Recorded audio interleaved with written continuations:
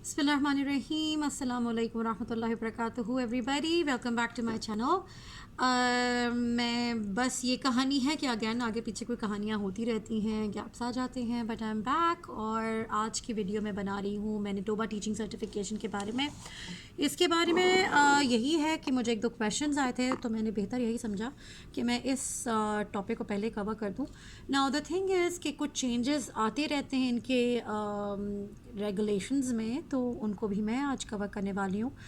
As I have already told you मैंने अपने previous videos में कि मेरे पास मैनिटोबा टीचिंग सर्टिफिकेशन है टेम्परेरी, बिकॉज परमानेंट लेने के भी कुछ कंडीशंस होते हैं जो कि आपको 2 साल के बाद मिलता है on the basis of the evaluations. जो आपके जिस जगह आप काम करते हैं, जिस स्कूल में आप करते हैं, उसमें आपकी एवेलुएशंस होती हैं जिन्हें टीचर एवेलुएशंस कहते हैं। उसके बेसिस पे ये जो प्रिंसिपल या जो भी आपको एवेलुएट कर रहा है वो आपको डायरेक्टली टीचिंग सर्टिफिकेशन बॉडी को इवैल्यूएशंस भेजता है टीचर की, जो कि टेम्प्रेरी सर्टिफिकेट पे उनके स्कूल में काम कर रहा है। And on the basis of those evaluations 2 साल के बाद आपको परमानेंट टीचिंग लाइसेंस प्रोवाइड कर दिया जाता है, इशू कर दिया जाता है from Manitoba teaching certification unit.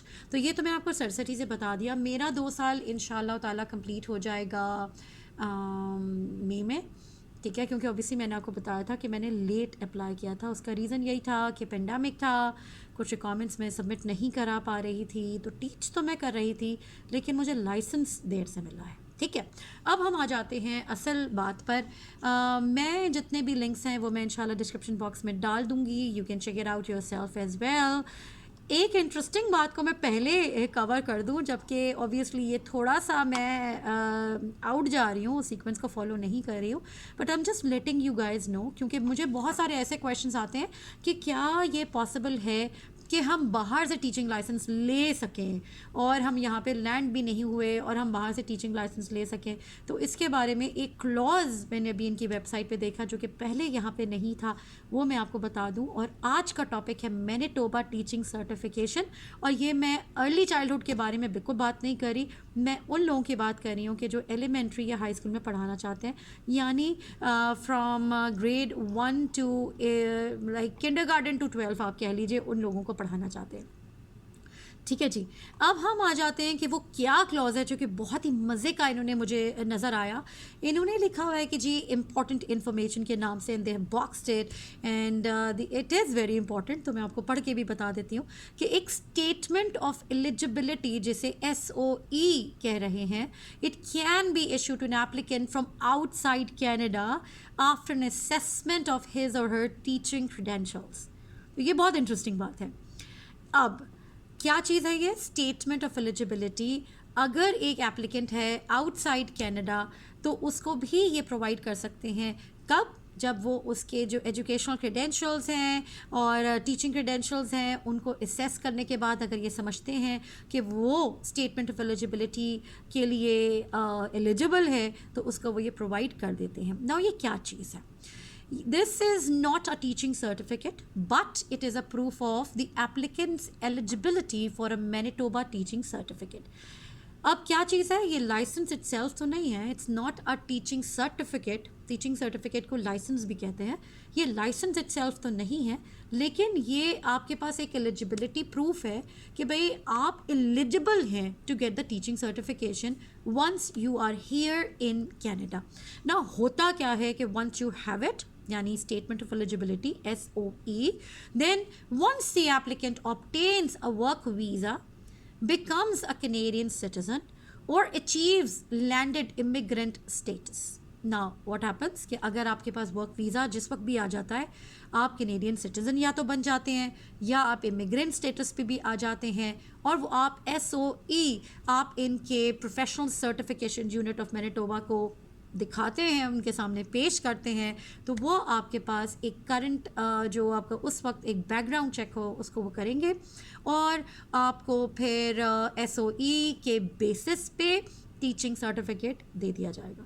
तो मेरा ख्याल है ये it's a very good news for the people जो मुझे ये पूछ रहे थे कि जी अगर हम बाहर हैं तो हमें टीचिंग लाइसेंस मिल सकता है बाहर बैठे बैठे या नहीं।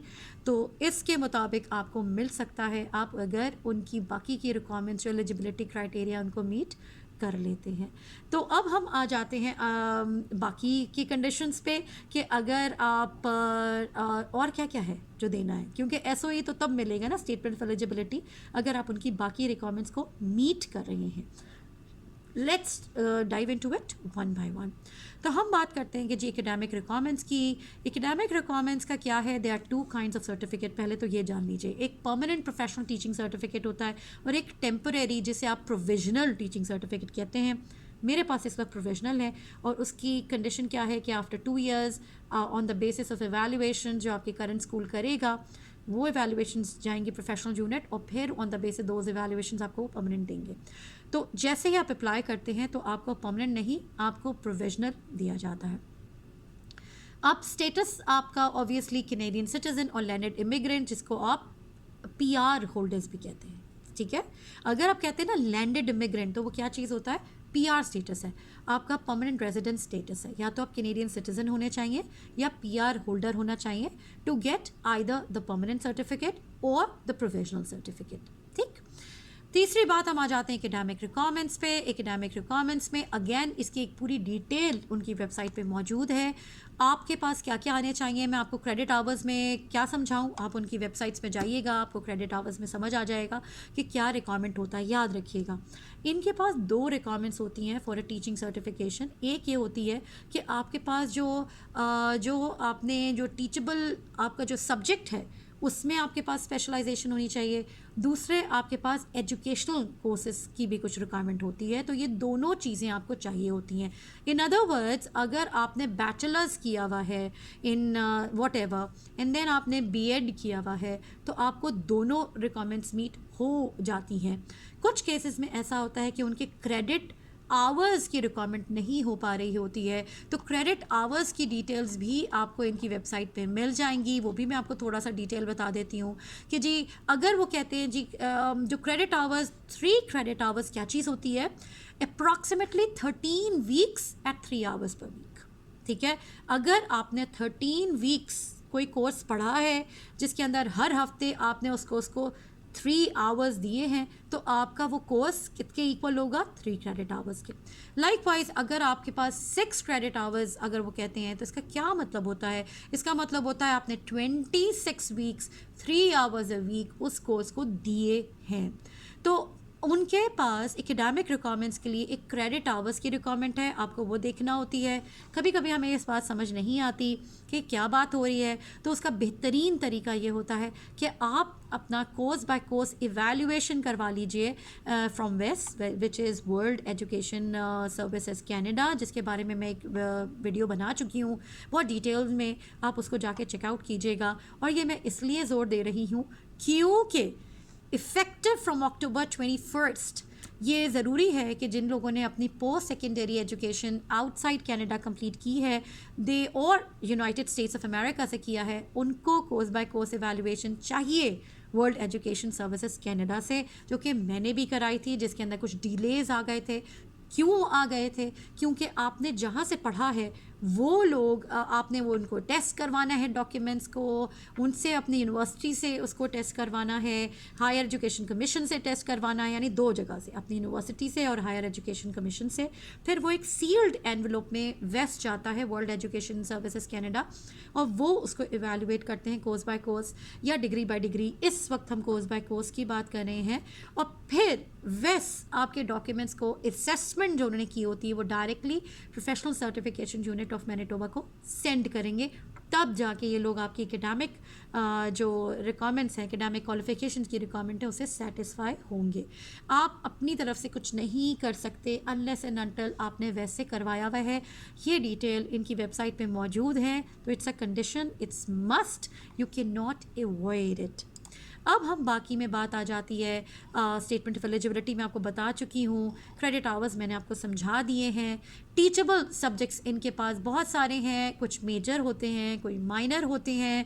अब हम बात करते हैं बहुत इंपॉर्टेंट बात की कि जो टीचिंग स्ट्रीम्स में इनके पास एक अर्ली मिडिल ईयर्स के लिए होता है और दूसरा सीनियर ईयर्स के लिए होता है। अब अर्ली और मिडिल ईयर्स क्या चीज़ है, हम किंडरगार्टन टू ग्रेड 8 पे पहुंचते हैं, और उसके अंदर क्या चीज़ है कि आपकी duties from kindergarten to grade 8 क्या होता है कि आप पूरा दिन क्लासरूम में होंगे। आपको सारे सब्जेक्ट्स उनको पढ़ाने हैं, ग्रेड पूरी क्लास को। अनलाइक मैंने जो अपने पाकिस्तान में देखा या सऊदी में भी देखा कि जी हमारे पास सब्जेक्ट स्पेशलिस्ट होते हैं कि जी कोई मैथ पढ़ाने जा रहा है तो कोई इंग्लिश पढ़ाने जा रहा है, ग्रेड साइंस पढ़ाने जा रहा है, जो भी पढ़ाने जा रहा है। टिल ग्रेड 3 मैंने देखा है कि जी एक ही टीचर पूरी क्लास को हैंडल करती है, लेकिन आफ्टर ग्रेड 3 4 ऑनवर्ड्स मैंने हमेशा देखा कि जी सब्जेक्ट स्पेशलिस्ट होते हैं जो पढ़ाते हैं। यहाँ पे स्टोरी बहुत डिफरेंट है। आपको मिडल ईयर्स टू जैसे कहते हैं आप समझें ग्रेड 1 to 8 या किंडरगार्टन टू 8 समझ लीजिए, एक ही टीचर पूरा दिन उसी क्लासरूम में सारे सब्जेक्ट्स पढ़ाएगी। कौन कौन से आ जाते हैं? ELA, mathematics, science and social studies. ये 4 सब्जेक्ट आपको पढ़ाने होते हैं from kindergarten. Obviously courses different होते हैं, तो मैं कहूँगी 1 to 8 आपको ये सारे कोर्सेज पढ़ाने होते हैं। आपके पास एक प्रेप लेसन होता है कि पूरे दिन में 5 लेसन होते हैं जहाँ पे मैं पढ़ाती हूँ। एक प्रेप लेसन होता है, बाकी के 4 लेसन अगर आप मिडिल ईयर्स के टीचर हैं तो आपको ये सारे कोर्सेज पढ़ाने होते हैं। इसकी क्रेडिट आवर रिक्वायरमेंट अलग है कि आपकी एकेडमिक क्वालिफिकेशन क्या होनी चाहिए, तो आप ये इस लेवल को पढ़ाने के लिए एलिजिबल होंगे। अगर हम बात करते हैं सीनियर ईयर्स की, जिसे ग्रेड 9 to 12 कहते हैं, तो यहाँ पे आपके पास एक या एक से ज़्यादा सब्जेक्ट पढ़ाने होते हैं। पूरा दिन आप ये नहीं होता कि आप 4 अलग सब्जेक्ट पढ़ाते हैं, ऐसा कुछ नहीं होता। आपके पास जैसा मेरे पास एक रूम है, मैं यहीं रहती हूँ, मेरे पास बच्चे कोर्स बाय कोर्स आते रहते हैं। फॉर एग्ज़ाम्पल अगर मैं मैथमेटिक्स की टीचर हूँ, जैसे आपको मैं पहले भी बता चुकी हूँ, तो मेरे मैथ के जो बच्चे हैं वो अपने कोर्स को करने के लिए बारी बारी आते हैं। ओके जी, तो वो कोर्स को लेने के लिए मेरे रूम में बारी बारी आते हैं। ठीक है जी, तो ये मैंने आपको बता दिया कि आप अगर किंडरगार्टन टू ग्रेड 8 की बात करते हैं तो आपको पूरा दिन उसी रूम में बैठना है और आपको एक ही सेट ऑफ चिल्ड्रन को पढ़ाना है। लेकिन जब आप 9 to 12 की बात करते हैं तो आपके पास कोर्स वाइज बच्चे बदल बदल के आपके पास आते हैं, क्योंकि 9 to 12 आपकी कोर्स सिलेक्शन स्टार्ट हो जाती है। आपको 30 क्रेडिट आवर्स कंप्लीट करने होते हैं उन 4 सालों में। तो उन 30 क्रेडिट आवर्स को आपको कोर्सेज को बहुत सेंसिबली चूज़ करना होता है कि आपको कौन कौन से कोर्सेज पढ़ने हैं। ठीक, अब हम आगे बात कर लेते हैं कि लैंग्वेज रिक्वायरमेंट्स क्या हैं। कि जी अगर आपने कहीं बाहर से किया है तो आपके इंग्लिश, मैंने अपनी आइल्स इनको पकड़ाई थी।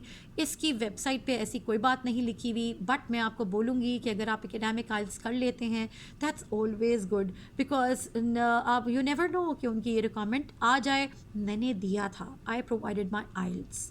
ठीक, अब हम आगे बात कर लेते हैं कि अगर आपके पास किसी और लैंग्वेज में आपके डॉक्यूमेंट्स हैं तो उनको आपको नोटराइज़ कराना पड़ता है। नोटराइज़ का क्या मतलब होता है कि जी यहाँ पे इमिग्रेंट्स के लिए एक इमिग्रेशन सेंटर मौजूद है, जो आपके अगर आपके जो सर्टिफिकेशंस हैं वो किसी और लैंग्वेज में हैं तो वो आपको नोटराइज़ करा के दे देते हैं। तो वो that is not a big deal. आप जब यहाँ लैंड करेंगे तो अपने डॉक्यूमेंट्स को वहाँ से नोटराइज़ करा सकते हैं अगर वो किसी और लैंग्वेज में है other than English. Birth certificates चाहिए होते हैं। अगर आपका ऑफिशियल नेम चेंज हुआ है तो उसके लिए आपको डॉक्यूमेंट सबमिट कराना पड़ता है, जो आपका मैरिज सर्टिफिकेट होता है, birth certificate, passport, PR card, कोई भी चीज़ आपके पास है तो इसकी रिक्वायरमेंट्स होती हैं। टीचिंग सर्टिफिकेट्स अगर आपके पास और किसी जगहों से मौजूद हैं तो आपको सारी चीज़ें वो प्रोवाइड करनी होती हैं। जैसा मैंने अपना पाकिस्तान में तो BEd ही टीचिंग सर्टिफिकेट कहलाता है, वो दिया था। इसके अलावा मेरे पास NL का था, मैंने इनको ये प्रोवाइड किया था, तो ये मेरे टीचिंग सर्टिफिकेट्स में आ जाते हैं। इसके अलावा स्टेटमेंट ऑफ प्रोफेशनल स्टैंडिंग होती है। स्टेटमेंट ऑफ प्रोफेशनल स्टैंडिंग एक मसला होता है क्योंकि इन पाकिस्तान ऐसा कोई सर्टिफिकेट मौजूद नहीं है, जो स्टेटमेंट मौजूद नहीं है जो मेरी टीचिंग सर्टिफिकेशन बॉडी मुझे दे, क्योंकि मैंने आपको बताया on the basis of bachelors of education we are eligible to teach anywhere in Pakistan. ठीक, तो वो ऐसा कोई लेटर प्रोवाइड नहीं करते स्टेटमेंट ऑफ प्रोफेशनल स्टैंडिंग। हम क्या करते हैं, मैंने क्या किया था, मैं अपनी एग्जांपल आपको देती हूँ। आई ईमेल देम कि भाई ऐसा कोई लेटर हमारा पाकिस्तान में प्रोवाइड नहीं होता। तो दे सेड कि आपने जो लास्ट अपनी जॉब की थी आप उनके प्रिंसिपल से ये लेटर ऑफ प्रोफेशनल स्टैंडिंग, जो आपको उसमें से 2 लाइन जानी होती है कि so and so person was in a good standing with us and आपका जो स्लेट है वो क्लीन है, दैट्स इट। एंड वो आपको डायरेक्टली आपने जहाँ पे भी लास्ट जॉब की थी आप उनके प्रिंसिपल से आपको मैनिटोबा टीचिंग सर्टिफिकेशन यूनिट को डायरेक्ट सेंड कराना होता है। तो you are nowhere in between. ठीक है, यानी वो एक सील्ड एनवेलप आपके स्कूल से जहाँ पे आपने लास्ट जॉब की थी या कोई भी इंस्टीट्यूशन जहाँ से भी जॉब की थी, सील एनवेलप में जाता है। प्रॉपर आप उसको ऑफिशियल रखिएगा कि जी स्कूल लेटर हेड पे होना चाहिए, प्रिंसिपल का सिग्नेचर होना चाहिए, अगर आपका कोई HOD था, हेड ऑफ द डिपार्टमेंट था, उसका आपके पास सिग्नेचर होना चाहिए, स्कूल की सील होनी चाहिए, एनवेलप सील्ड होना चाहिए, और वो डायरेक्टली सेंड होता है मैनिटोबा टीचिंग सर्टिफिकेशन यूनिट को। तो ये इंपॉर्टेंट चीज़ है जो मैंने कवर कर दी, क्योंकि मैंने भी ये प्रॉब्लम फेस की थी। अगेन इन सब चीज़ों को सबमिट कराने के बाद भी मैनिटोबा टीचिंग सर्टिफिकेशन यूनिट इसके पास राइट होता है कि वो क्या एक्सेप्ट करे और क्या रिजेक्ट करे। मैं आपको अपनी एग्जांपल दे देती हूँ। मेरा इंटरनेशनल एक्सपीरियंस जो भी मैंने प्राइवेट स्कूल्स में किया था वो इन्होंने एक्सेप्ट नहीं किया था। इट्स अ बैड न्यूज़, जो कि मेरे लिए it was a big shock, because obviously मैं आपको बता चुकी हूँ आपका सैलरी स्केल आपके numbers of years teaching experience जो आपने किया है प्लस आपकी जो क्वालिफिकेशन है उसके जैसे कहते हैं ना, जहाँ पे वो कोइंसाइड करता है उस पर डिसाइड होता है आपका पे स्केल। अगर आपका number of years of teaching experience जैसा मेरा 10 साल था वो ज़ीरो हो गया, उसकी वजह ये थी क्योंकि मेरा ज़्यादातर टीचिंग एक्सपीरियंस, और मैं कहूँगी पूरे का पूरा टीचिंग एक्सपीरियंस प्राइवेट स्कूल्स में था, चाहे वो सऊदी हो या पाकिस्तान हो, चाहे वो सिटी हो, बीकन हाउस हो, फाउंडेशन हो, या कराची ग्रामर हो, या जो भी बड़े बड़े नाम आपको दिमाग में आ रहे हैं ले लीजिए, उन सब का एक्सपीरियंस यहाँ पे ज़ीरो हो जाता है। क्यों? कि वो ये कहते हैं कि आपका जो स्कूल होना चाहिए वो पब्लिकली फंडेड होना चाहिए, या गवर्नमेंट स्कूल होना चाहिए। अगर आपने गवर्नमेंट स्कूल में टीचिंग की है तो आपका टीचिंग एक्सपीरियंस काउंट होने वाला है। इंटरनेशनल टीचिंग एक्सपीरियंस की बात हो रही है यहाँ पे, अदरवाइज़ नहीं होने वाला। मैंने जबकि इनको सारी चीज़ें पकड़ाई थी, नोटराइज्ड पकड़ाई थी, लेकिन उन्होंने कहा, और मैंने इस पर केस भी किया था, आप कर सकते हैं केस अगर इफ़ यू नॉट सेटिस्फाइड, तो मैंने केस भी किया था, और इन्होंने उसका रीज़न ये दिया था कि none of the schools where you taught वो publicly funded, they were private schools, तो हम वो एक्सपीरियंस काउंट नहीं करते। आप ट्राई कर लीजिए, ट्राई करने में हर्ज नहीं है, क्योंकि there is no harm in trying, right. हो सकता है इनका रूल चेंज आ गया, इनको रहम आ जाए, तो उस वक्त रहम नहीं आया था तो मेरा एक्सपीरियंस काउंट नहीं हुआ था। तो मेरा सारे का सारा जो टीचिंग स्केल को डिसाइड करने के लिए एक्सपीरियंस होता है वो कैनेडियन एक्सपीरियंस काउंट होगा, और मैं वही सैलरी ले रही हूँ जो कि टीचिंग एक्सपीरियंस के अकॉर्डिंगली है इन कैनेडा। मेरा पुराना एक्सपीरियंस चाहे वो जितना मर्जी हो वो काउंट नहीं किया गया था इन डिसाइडिंग माई पे स्केल, जो कि बिग शॉक था, but you can't help it. I hope it helped. मैंने कोशिश की है मैनिटोबा टीचिंग सर्टिफिकेशन को कवर करने की, क्योंकि मैंने पर्सनली ये किया है, इसलिए मैंने कहा कि ये मैं इस पर वीडियो बना दूँ। It's hopefully it's going to help you. If you have any questions don't forget कि आप अपने कमेंट सेक्शन में डाल दीजिए ताकि मैं उसको आंसर कर सकूं। Don't forget to like share and subscribe to my channel. इंशाल्लाह नेक्स्ट वीडियो में मिलेंगे, और यहाँ पे साइंस फेयर होने वाला है और रीजनल्स तो इंशाल्लाह हमारे स्कूल में हो चुका है, जिसकी कवरेज तो मैं नहीं कर सकी क्योंकि मैं बहुत बिजी जा रहा था और इसी वजह से गैप भी बहुत ज़्यादा आ गया। इंशाल्लाह रीजनल होगा तो आई ट्राई माई बेस्ट, क्योंकि कल और परसों हैं, तो I try my best to share that whole coverage with you. और इंशाल्लाह नेक्स्ट वीडियो मिलेंगे। मुझे और मेरी फैमिली को दुआ में याद रखिएगा। अस्सलाम वालेकुम रहमतुल्लाहि व बरकातहू।